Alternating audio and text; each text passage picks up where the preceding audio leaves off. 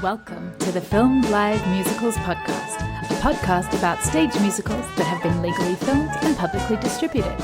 The Filmed Live Musicals website contains information on nearly 200 musicals that have been captured live. Check it out at filmedlivemusicals.com. And now, on with the show. On May 2nd, streaming live on stellar tickets from New York City's Le Poisson Rouge, Titanique, the Maiden Voyage concert reveals what really happened to Jack and Rose on that fateful night, as told by Celine Dion, who hijacks a Titanic museum tour and recharts the course of Titanic's beloved moments. The parody musical features Celine Dion's most iconic hits, including My Heart Will Go On, It's All Coming Back to Me Now, and All By Myself. I feel like I almost have to sing those. You do. You can't speak them. Sung by a powerhouse cast including Marla Mindell, Constantine Rizzoli, Alex Ellis, Frankie Grande, Kathy Deitch, Kyle Ramar Freeman, John Riddle, Randy Blair, Courtney Bissett, and Jalynn Steele. Jalynn has worked on cruise ships around the world, performing in After Midnight, Rock of Ages, Smokey Joe's Cafe, Shout, Burn the Floor, and her very own cabaret. She has performed extensively in regional theaters around the United States, the national tour of Fosse, off-Broadway in Sistas the Musical, and in 2019 made her Broadway debut in The Lightning Thief, a Percy Jackson Musical. Welcome, Jalynn. Yay! I forgot I did all of that stuff. That's awesome. That's awesome. I'm so excited to be here. Yay. So thrilled to have you. Yay. So first up, what made you fall in love with musical theater?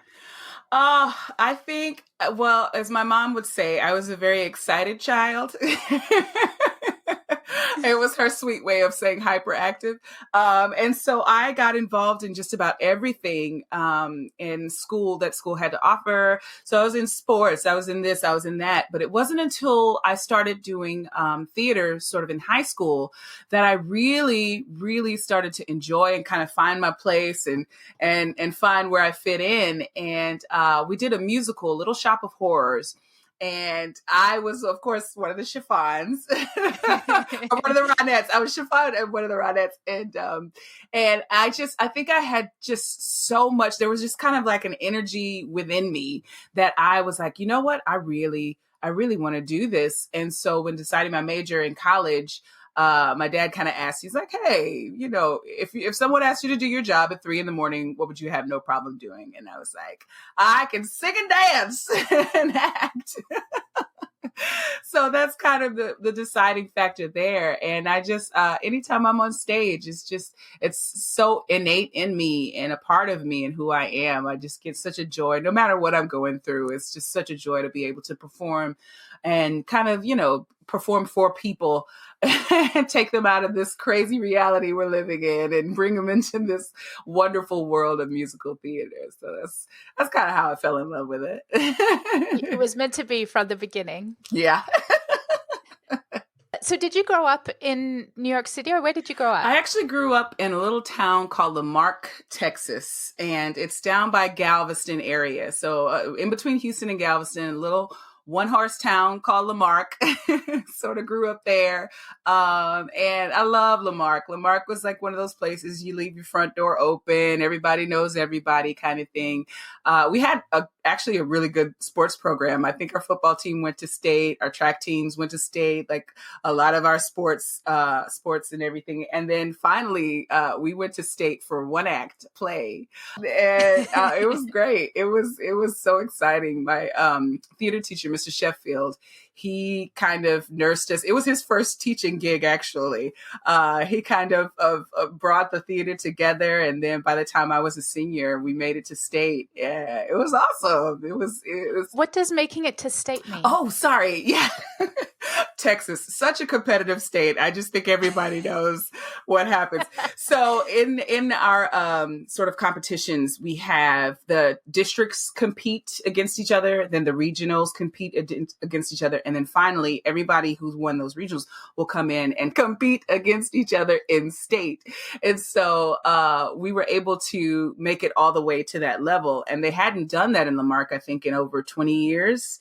or 15 or 20 years. It had been a while since they had done it. So we were able to go to state. And I think this past year, the Lamarck one act play went to state again. And I was like, yay, finally. And what is, so it's a competition? It's a competition. And so what are you competing for? One act plays. So what we generally do is, so you have, what is it about?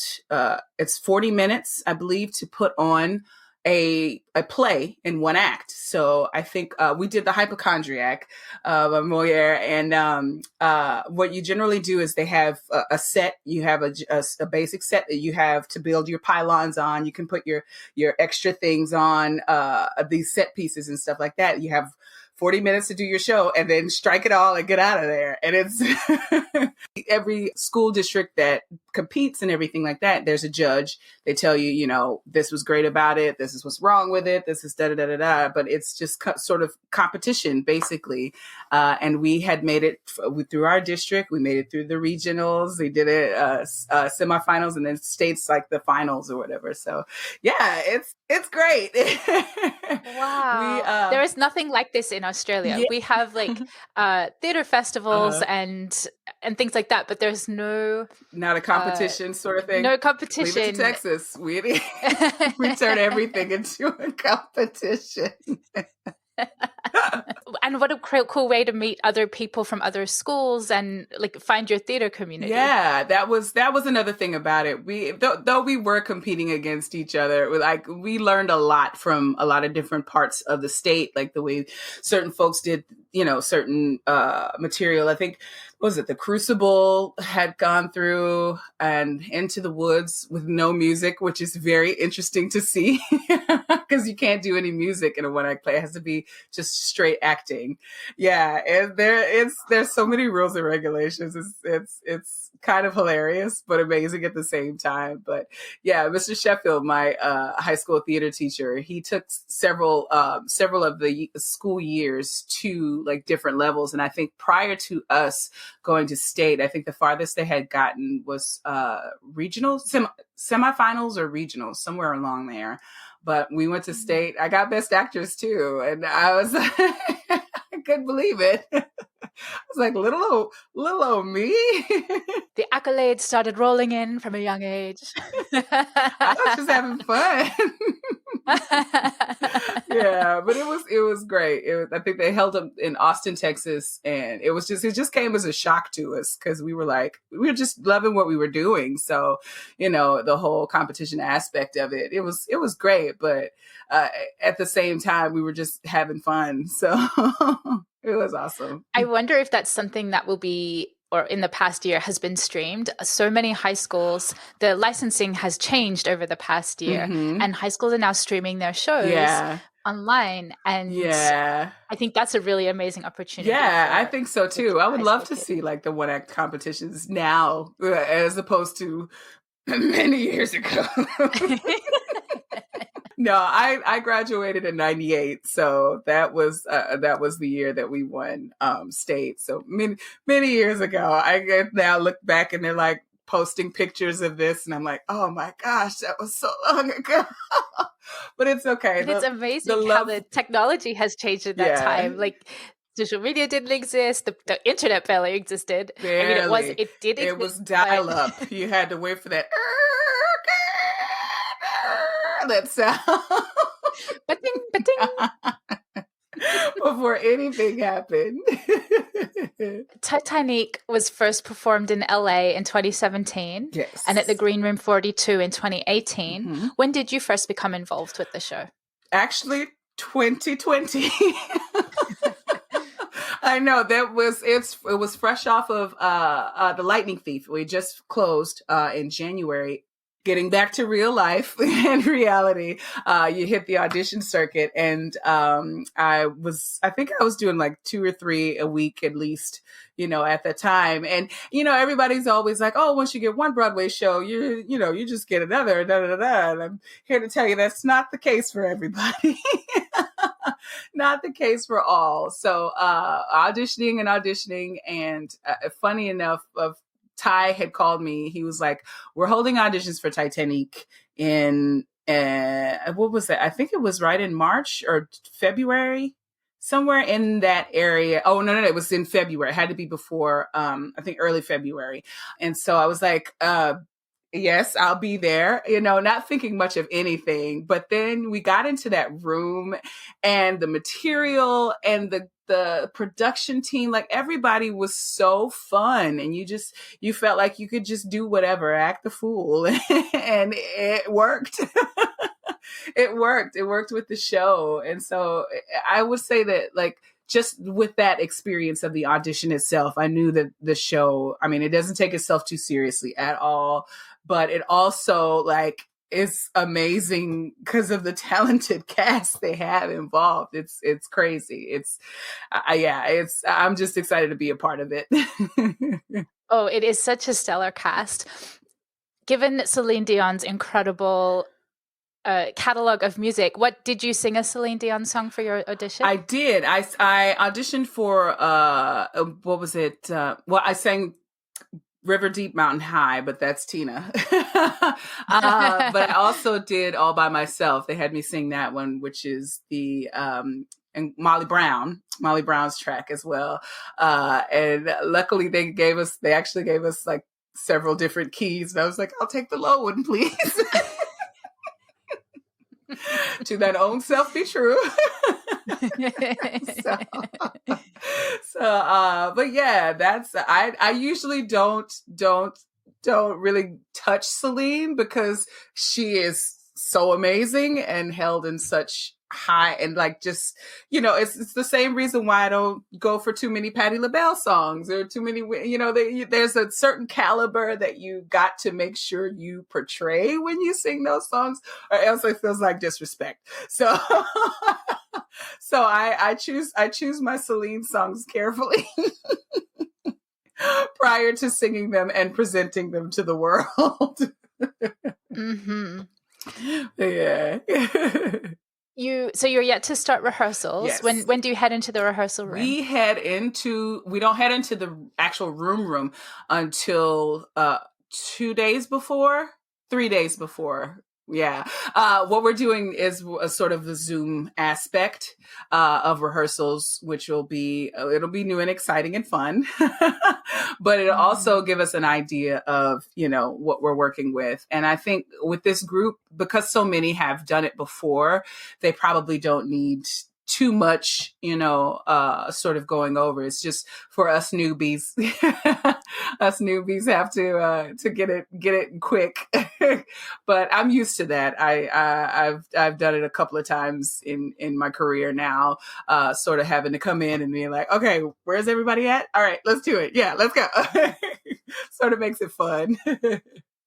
What advice do you have for folks to pick up music quickly? Repeat. That seems to have worked for me. Anytime I'm going into a show, cause sort of the same thing happened with Lightning Thief. We went in and I think, was 4 cast members that had already done the show before. And then 3 of us had never done it. And so there's a lot of material in the Lightning Theme, a lot of the this and that, and go here and put this there and sing this note and do that. There's a lot. Luckily with this, there's just the book, the music. I think there's going to be a little bit of choreo in there, but just kind of concert style, But it's having to do all of that. I would go home and whatever materials I learned that day, I just drill until I was like dreaming about it, mm-hmm. Which usually happens anyway. It's like, might as well get some good use out of it. So I drill until I don't have to look at the music. But it's kind of funny anytime you do that. And then when you get in the room, sometimes it's there, sometimes it all goes right out. Exactly. Goes right out the door. And you're like, oh, okay, yeah. I mean, I have to put choreography with the singing now. And what is a left foot? Which left? My left, your left, the other left, my other left. I'm sorry. Stage left. Yeah. Exactly. Yeah. So there's quite a bit of sort of memorizing and doing it quickly and just repetition, because once you get it in your mind and your body, then it sort of falls into place. Muscle memory kicks in. Yep. So right now, before rehearsals start, you're learning music on your own? I'm I called Ty to ask him. I was like, I need to see the show. Mainly because I knew we were doing this. And also, I am such a nerd when it comes to learning material. I'm like, I want to know everything before I walk into that room, so I don't look like I don't know what I'm doing. I mean, most of the time I don't, but I want to at least look like I know what I'm doing. But no, I do that just to kind of get ahead and get the lay of the land and how the music is going to be. Because of course, when you get in the room, things change and you have to be able to adapt to that as well and know that, oh, wait, I'm not singing this note anymore. It's going over here. And, everything usually changes until like May 2nd. 7:30 p.m. I'm pretty sure. I think that's happened with every single one of the shows I've done. Like, we have everything set, and then like the day of, we'll get something changed. But that's live theater. Wow. That's something I've gotten quite used to, as far as just being able to adapt and go with the flow, and know as soon as you get out there, it could be something else entirely. So. With previous shows you've done, a lot of them had already been like performed on Broadway or were like are kind of well known. Did you seek out recordings of them, like as part of your prep work? Like, you like to know? I did. I always do, because I like to know what I'm getting myself into. And prepare mentally and physically. I have to prepare, because I know people that can kind of just be like, yeah, whatever. Like, it is what it is. But I think I'm a little type A in that way, of like having to know, okay, this is what's going to happen. This was going to happen. Because if anything does happen on stage or does happen here or there, I've already got like 2 or 3 plans in my head, because I know how to get from here to here. And with being familiar with the show and being familiar with the material, that always helps. I mean, I don't think there's ever a situation, unless somebody's going in a totally different direction, and knowing what you're doing is, it's usually a good thing. So I try to find recordings and see what other people have done. 9 times out of 10, I get a chance to see what they've done, and then I get a chance to add a little bit of myself into whatever I'm going to go into. I know with Lightning Thief, Carrie had done the role. Funny enough, Carrie had also done Sistas, which is the same role that I did too. So I was just following Carrie around. Carrie Compare. I was just following her around. And ended up just kind of seeing what she does, and then putting my own little thing into it. And I'll draw from other performers and things like that and put a little something different to it. So it's not the exact same thing you're going to see, but it still stays true to the material and stuff like that. So yeah. So that's what I'm hoping to do with the ensemble. Titanique. Ensemble. Are you listening to recordings or watching video? Watching video. Yeah, watching video. I have a feeling that some of the music and things are going to change, just to kind of, see what's, we're in a different time now, and different place and space in life. So I think a few of those things will change. And I believe the ensemble was 2 guys and a girl, I think. I think they had, but now it's just me and Courtney. So we'll see. We'll see. I'll take the low notes. Different. Yeah. Team alto forever. Yes. Yes. Do you know when you get into the building what the COVID protocols are going to be? I know they're going to do some tests. They have us actually. The reason why we're starting a week earlier is because they want us to quarantine. So they kind of want us to quarantine once we start the Zoom rehearsals and things. So I think, funny enough, I believe we all are in the same headspace as far as that goes, because nobody's playing with this. I told Ty, I was like, I am down only if everybody is gonna put that work in, because I don't play, and I don't want anybody else to play, because it's a very dangerous situation. I know a lot of people have different feelings about it, but and on my end, I feel like it's something, I wear a mask even when I jog. I know everybody's like, oh, you outside and da. I'm like, I don't care. I don't want anybody to to think that I'm going to give them something, and I don't want to get anything back. So this just out of respect. It's just out of making people at ease. I wear it all the time. I wear it all the time. And it's just one more defense into getting out of this situation, because we've been in it so long, because there's been so much this and misinformation and that. And I just feel like we've got to empathize, and we've got to come together now. It's affecting all of us in the arts, like having to do this new normal of learning how to do Zoom and learning how to edit your own videos and learning how to do it's a great thing. But at the same time, there's nothing like getting on stage and performing live for an audience, for people to get that feeling, that connection and things like that. So I want to get back to that. And I feel like just doing my part of making sure that, everybody's okay, everybody is safe, and I know everybody on that production team feels the exact same way. So, yeah. So you'll be doing Zoom rehearsals from home. Mm-hmm. When you say quarantine, like, it's not like you're all going into a house together. No. Well, not so much as that, just kind of self-quarantine within ourselves, like making sure that nobody's like going to do a 200 people party or anything like that week. Just everybody keep being conscious and remaining. I'm not sure. I think the production team might be quarantining themselves. Like they might all be in a house together.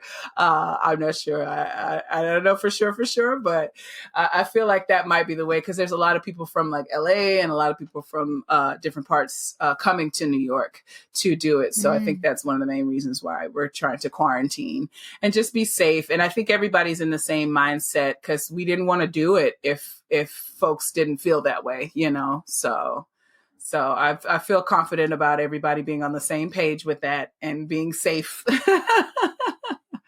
It's really great to hear that from a performer's perspective. I know the St. James Theatre on Broadway last Sunday they hosted a pop-up performance. And for the front of house staff, they had to have a rapid test before they were coming into the theatre, and everyone was required to wear masks and face shields. And from the people I spoke to, it felt very safe, and the highest precautions were taken. And it's really a new normal. It's a new normal that we've got to get used to in order to come back safely, because this is a lot of people's livelihoods, and the sooner we get this under control, the sooner we can go back to at least a new normal and getting back to performing and doing live theater. And I will say it's so different doing something via video, because you don't have the feeling of that audience member seeing that little kid gasp whenever the Minotaur comes over and gets you. It's like there's something different when you're performing and you don't get that response or that energy back from an audience. So it'll be nice. I mean, I'm gonna love being in the room with other like-minded people, safe, like-minded people. But at the same time, we're gonna miss that audience aspect. But at this point, I'm just excited to get on the stage and perform. I'll bet. Speaking of audience, so it will just be live to the at-home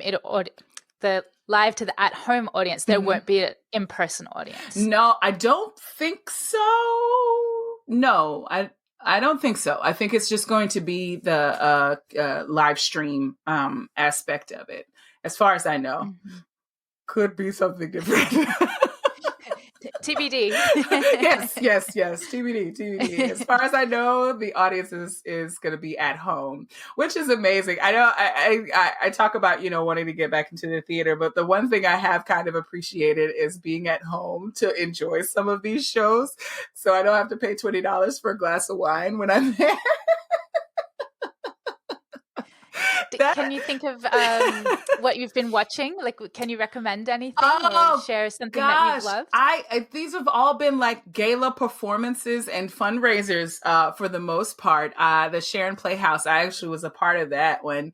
And then there was one, the Black Repertory of Kansas Theater. I was a part of that one too, and just watching that one. A Theater Works had a gala as well, so it's just nice to kind of do those. Of course, I watched Hamilton on when it came out on Disney Plus, but I got to get into, because now I just downloaded Broadway on Demand.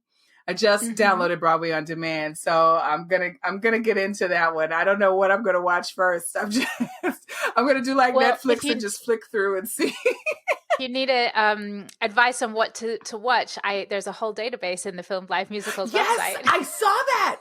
I was so excited when you told me about it. I was like, oh, okay, let me see kind of what's going on here, because I always like to know, what's happening. And then I saw the database at the bottom. I was like, are you kidding me? This is like all of Broadway right here in one place. And what's so cool about it, what I've loved about the pandemic is that it's made content from around the world available. Oh, nice. I did see the West End. Yeah. Australia, Japan, Korea. There's shows from all over the world. Oh my gosh. Okay. I'm getting on that then. As soon as we're done here, I'm getting on that. That's awesome. So you mentioned earlier about, you mentioned two things that piqued my interest of not having to pay $20 for a glass of wine. Yeah. But also this idea of the audience sitting at home, and something Titanique is doing, which is very cool, is having special packages. Yes. Where you can have, I love the names of them, the Jack and Rose, the Icebreaker, the Ship Faced with a P. Yes. And they include cocktail recipes, syrup, bitters, garnishes, and mixers provided by Shaker and Spoon. Yeah. And the chance to meet the cast and crew after the show via Zoom. Yeah. So what do you think of the current state or the future of like interactive virtual events? That's what's going to be. I think they were so smart to do that. I feel like it's a kind of special way of being a part of the show and still like having that like special treat of a cocktail, first of all. A cocktail, and then one that's actually dedicated to the show. I feel like that right there is just going to make the experience more special and feel more kind of tailored to each individual. Like I think that's kind of where online is going anyways. It's making each making each person feel special and kind of in its own unique way. But I think it's actually a great way of including everybody and making them feel special in each performance. So I like it. There's something very human about like not just watching a show, but like sharing food, sharing drink. Yeah. It's like communal. The essence of human connection. My husband and I watched earlier in the year, there was an amazing show, and I'm blanking on the name of it. Oh, Bollywood Kitchen from Geffen Playhouse. Yeah. And it was a one-man monologue, essentially, with this guy who learned how to cook Indian food. He was born in the US, but his parents were Indian immigrants. Oh, wow. And part of the show, you could just watch the show, or you could also have a box sent to you with ingredients and you could cook along, and you cooked with him, and it was all live. Oh, that's awesome. And it was hands down one of the most exciting, like extraordinary experiences, and it was really beautiful because it was like theater. It was watching him tell his story. Yeah. But it was interspersed with footage from Bollywood musicals and pictures of his parents and his that's family. awesome. And he was literally in his New York apartment and like moving around his kitchen and onto his couch and telling us stories. And it was all live. And he interacted. You could also opt to interact live with him on Zoom. So we didn't opt for that part, but other people, you know, we watched people and he chatted with them and like, how's the cooking going? Do you have any questions? That is awesome. And it was the smell of this beautiful Indian food that we cooked while we watched this show. Like, it was so moving and so powerful. And so when I saw the packages for Titanique, I was like, yes, that's so perfect. Yes. I think that is such a smart idea. It's so great because and just being able to like you said, cook with your husband at home, smell that food. There's so many times I'll be watching this show because I watched 87 bake-offs and cook-offs and Top Chefs during 2020. Like, and I'm just like, my mouth is watering. I want to taste whatever you're making. So to be able to like cook that and watch and experience that's got to be awesome. Oh man, I need to find out how to do that. I'll show people how to make my pecan cheesecake or something like that. Caramel pecan cheesecake. Yes. Turn it into a show. Can you incorporate food into your cabaret? See, maybe. I learned to bake and cook so many things. It's kind of ridiculous. Like when we were at the Longacre Theater, we would always have times where people would just bring in baked treats and things like that. So I would already do that. And so now that I've had like a good year of cooking and baking and perfecting recipes, I feel like I'm ready. I'm ready to do it. I think that would be such a fun idea. I'll have to find some music to kind of cater around rosemary bread and pecan cheesecake. Some rosemary clootie or something. There we go. We'll do it. Hey, Mambo. I put some Italian spices in there too. Yeah, we'll workshop that. Thank you, Luisa. Thank you. Welcome. I'll just take a credit in the program. Yes. We'll put a credit. We'll even give you a percentage. It's fine. Perfect. You mentioned earlier about learning over the past year to use editing online and editing content. And so in addition to baking, what other skills have you picked up as a performer over the past year? Well, I started off with the highest of intentions. My mom, it's such a shame. My mom is actually a piano teacher, but who do you think sat down long enough to learn piano? Not me. I would run around instead. I mean, I picked up some basic things, and then in college we had piano class and things like that, but it had been so long since I've like properly touched a piano. I actually downloaded one of it was like Simple Piano or something like that to kind of relearn my basic skills. I think I did that for about 6 months. I mean, I got my sort of sight reading back and things like that, being able to do piano and Spanish. Learning Spanish, which again, learned some basic things in high school and stuff like that. But I live in a Spanish neighborhood, and every time like everybody automatically thinks I speak Spanish. And I always go, see, you're like... Or you're not saying. And it's so fast. I get so nervous sometimes. So it's like, you know what? I need to pick that back up. I need to get into relearning Spanish. So I did a few months of sort of, what was it? I think Babbel, or there's an app called Babbel or something like that. So I did a little bit of that, and then I fell off.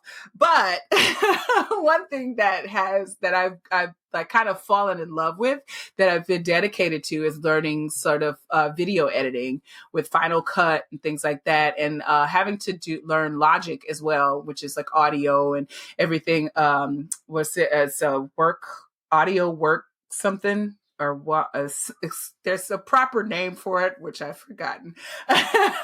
But I've been learning how to use those also in a performer's aspect, because a lot of the stuff is moving to virtual.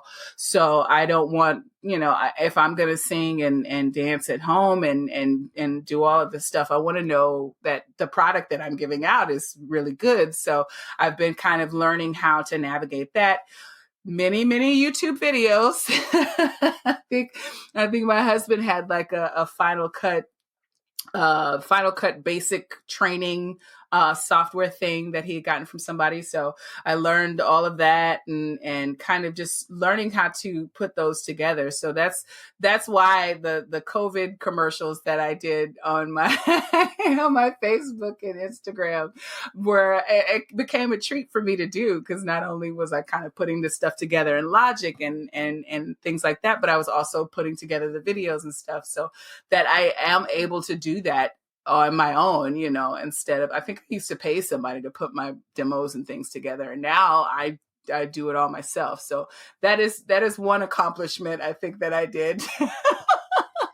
That's huge. And it's like you said, the industry, so much is going to be virtual going forward. Yeah. I think self-tapes are going to be a bigger part of auditioning going forward. Why sit at Pearl for 10 hours when you could sit in your living room and watch videos? Exactly. Exactly. Oh, I remember those 10-hour Pearl days, my non-ec days. I would be there forever. And then as soon as I became equity and I got an agent, I was like, I never want to stay at Pearl for more than an hour. So that's probably the only diva thing I've ever done, is be like, tell me what time to be there. I'll be there. I'll be there 5 minutes early. Just tell me what time. Yeah. Those days are brutal. Oh gosh. I think there was one time I stayed at Pearl. A friend of mine had told me about an audition for Hairspray. And I was like, great. And I go in, and then I see a lot of short Caucasian, sort of heavyset girls in the room. And I was like, I don't know if I'm supposed to be here. Am I in the right? Let me read this breakdown a little bit more. And of course, they were looking for Tracy Turnplan. So I kind of learned my lesson about making sure to read the whole thing and not just listen to your friend. Yes, I hope those days are behind us. I hope so too. And like learning lighting. Who would have ever thought? Like I love our lighting technicians in every show. The crew always, hands down, I adore my crew, no matter who, no matter where. I adore every single one of them, because they always are there to help us look good and sound good and perform the show. I never really knew what all went into lighting. I know if there's a board, there's programs, there's ellipsoidals. I never knew, I need a light here, I need a light here, and I need to make sure this is here, and I need something to put on the back so that the back is lit. And I'm like, now I know these things. Now I know, okay, to see me properly on a camera for a Zoom presentation, I know what lights I need. I know that this ring light will work here. I need daylight. I know, like, it's just so much to learn about the things I had no clue about. So much still to learn as well. But I'm grateful for these times that I am able to learn and sort of put it into work, going forward, especially in this virtual world. So now that you have all this knowledge about filming, do you have any sense about how Titanique will be filmed? I know there will be several cameras, and that's all I know. And you will be performing live over the 3 performances. Yes, we will be performing live. As far as I know, I think it's going to be, like I said, concert style, but I think there's going to be some movement and different specials probably in action and things like that they're working out. But it's still very TBD. I think once they get in the space and once we get everybody in there, they'll kind of know, okay, this is what we want to get and this is what we want to get. And like I said, luckily they've all done it before, so they know the key moments. They know, when this needs to be here and that. So it's gonna be good for those who have seen it, because they're going to do some changes and there's going to be some different material. But for those who haven't seen it as well, it's going to be an amazing and wonderful time. It looks like an absolute hoot. Yes. As someone who grew up madly in love with the movie Titanic, I saw it like 14 times at the cinema. You're going to get every joke in there. I tell you. You know what's funny? I did not see Titanic until I think after I stopped doing ships. Like, I would see parts of the movie. I know. It was Grease. Grease was like that for me too. Grease was like, I'm such a late person. That's how I am. Grease, I didn't see until I got to college. And everybody's like, what? I'm like, yeah, sorry guys. But Titanic, mainly because they always said it was like bad luck to watch Titanic on a ship. And I'm like, I don't want to test that theory. That is fair. I never really watched the whole thing until after I stopped. And then I finally watched it all the way through and saw all the way through. And I'm like, there's plenty of room on that door. There's plenty. Plenty, Rose. Plenty of room. And so, yeah. now that I've seen the whole thing, I get it. But I'm excited to be a part of this sort of Titanic Celine Dion love child, which is exactly what this is. It is the love child. As a child of the 90s, I am beside myself with joy. As well you should be. It's going to be awesome. It's going to be so much fun. And I know children of the 20s, I don't know what they call themselves, I guess Gen Z, but I know Lightning Thief has a huge following, and I would be completely remiss if I didn't ask, is there going to be a pro shot or some kind of filmed version released of the Broadway musical? I have no idea as far as like what they're going to do with that. I will, disclaimer, and say, if you search for slime tutorials on YouTube, you never know what you'll get. That's all I'm going to say. Disclaimer. Good to know. So, just check those out. And you just never know. What amazing things you can find on the internet. YouTube is amazing. That slime tutorial it's quite interesting. So that's all. Quite magical. Yeah. Was Lightning Thief ever was it filmed? Did it get a pro shot? We had, I think, right when we were about to open in Chicago for the tour, they did a Be Real sort of recording. But I think all we got were some photos. I think we got a couple of photo shots, and they got the commercial put together for it. But we never got a chance to see the whole thing, which is in part, I feel, for me, good and bad. Because good, well, I'll say bad because I would have loved to have seen it, and I'll say good because at that point I still didn't know what I was doing. At that point in the show, I had no idea because, as I said, like they're half of the cast had already done it before, so they kind of, it was like muscle memory for them, and they were, kind of dealing with a few new situations. But for Ryan, Jarrell, and I, we were just lost as we were just doing good to get out on stage with all our and at that point. But yeah, I think maybe about a good, let's see, Chicago was January. I think somewhere around February, mid-February, I finally got a hold of developing the characters and, kind of knowing what I was doing and really, really getting to perform. So I think it took some time to get in the groove because there were, like I said, there's so much material.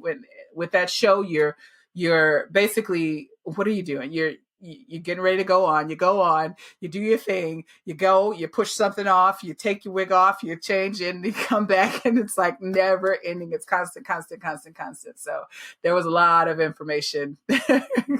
Pick up this plinth, move it over here, roll this one over there. Make sure you get killed by the Minotaur. Roll out. Like, now change everything. So yeah, it's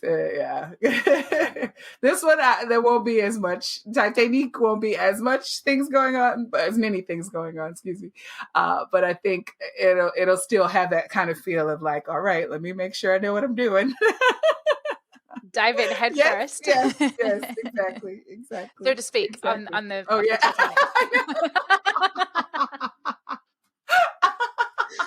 unintentional pun, but I like it. Bravo, well done. Thank you. Here a week. So I have a series of questions that I ask all my guests. Okay. What is your favorite musical?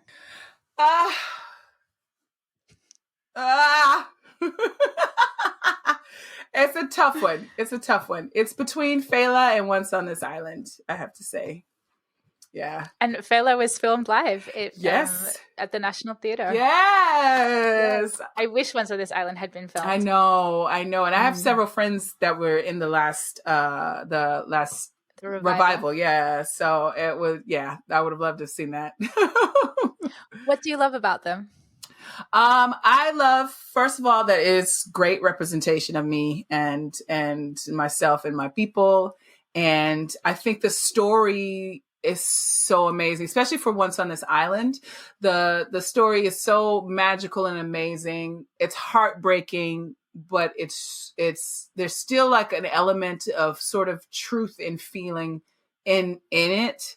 The music itself is just outrageous. I don't know how LaShawn's did it.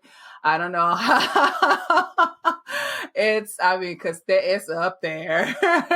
But there's just so many wonderful, wonderful parts of it. And then with Fela, actually, the reason why I love that musical is nonstop. And Fela Kuti's music, I actually got to know prior to the show coming out.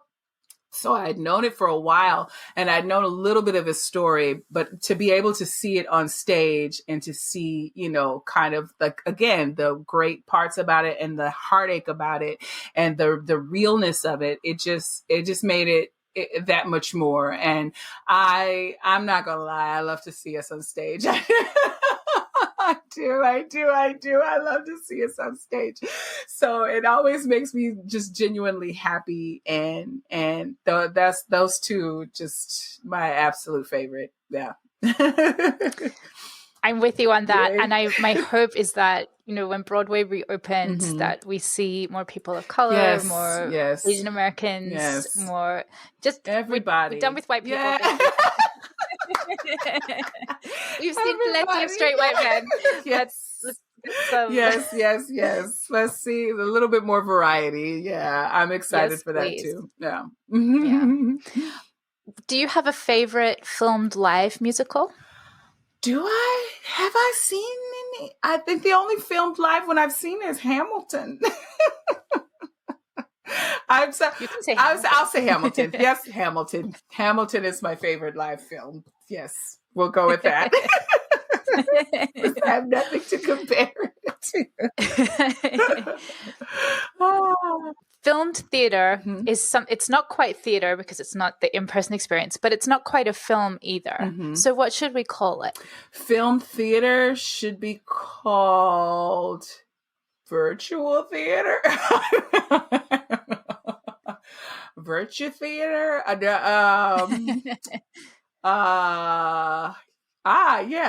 kind of like virtue theater. Maybe it'll be a different genre. Yeah. maybe we'll hold auditions for that because I think I'm getting pretty good at that. The virtue theater. I've actually just finished doing Arsenic and Old Lace with Sharon Playhouse. We just finished recording it the other day. We recorded it over Zoom, and it just lets you know like how many things need to be in place in order to do it. And there's just so many elements you don't think about until you have to do it. So I think with the filmed theater, yeah, I can only imagine what that crew looks like. Can only imagine what a day in the life that would be. Yeah, or Virtue Theater. I like that. Where do you stand on bootlegs? Oh, I kind of stand. I kind of float. I don't really have a stand yet. Mainly because I do understand, like, there are things and elements that need to be preserved, and there are rights and things like that. But at like $150 a ticket for some folks, not a lot of people get exposed to it, you know? So, so when there is a bootleg and it just happens to fall into your visual, I can't say that I'm absolutely mad at it.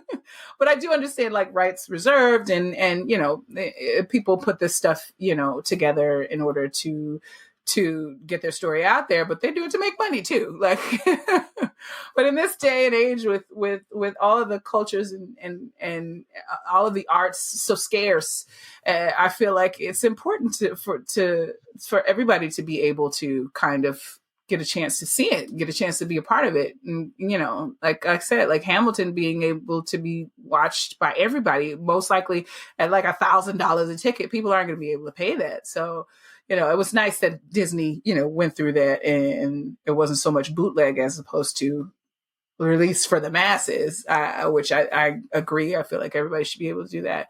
But bootlegs just, you know.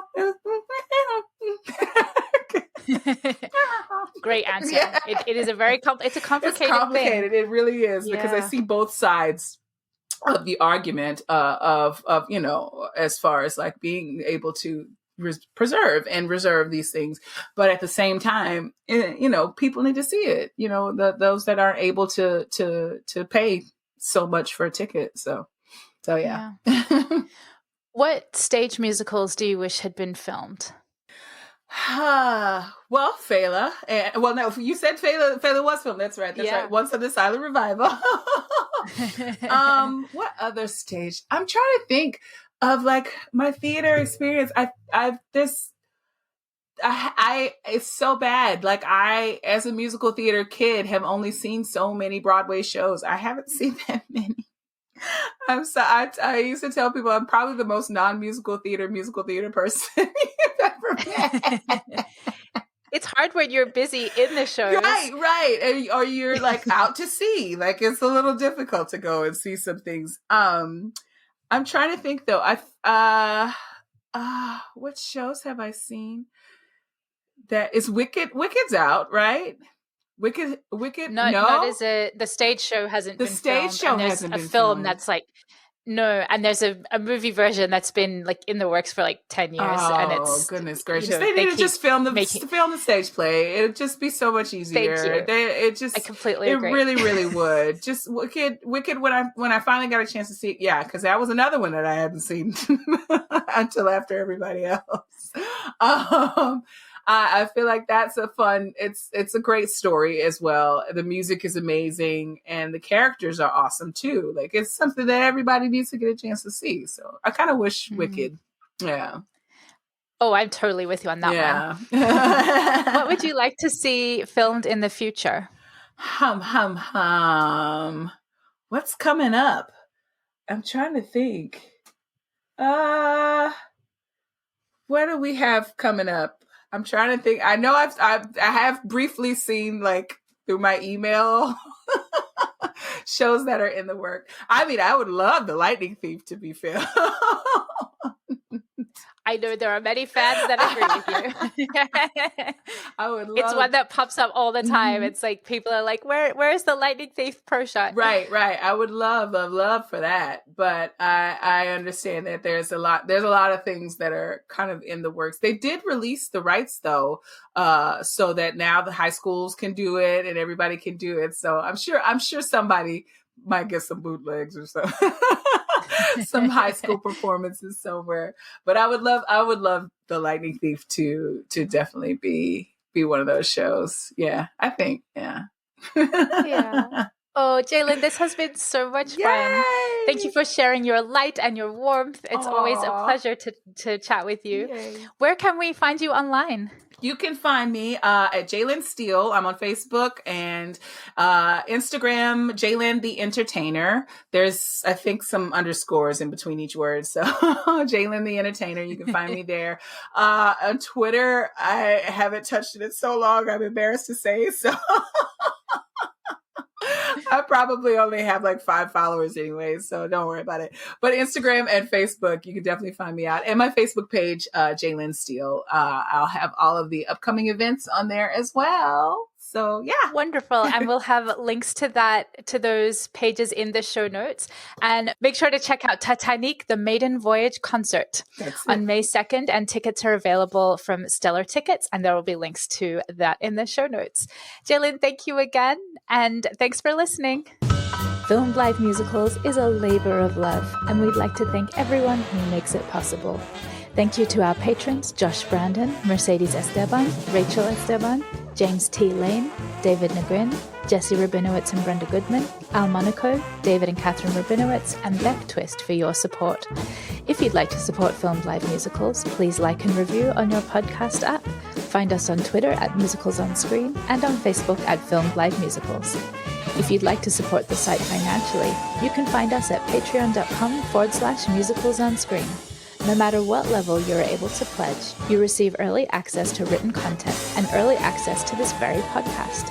Visit www.filmedlivemusicals.com to learn more. Thanks for listening.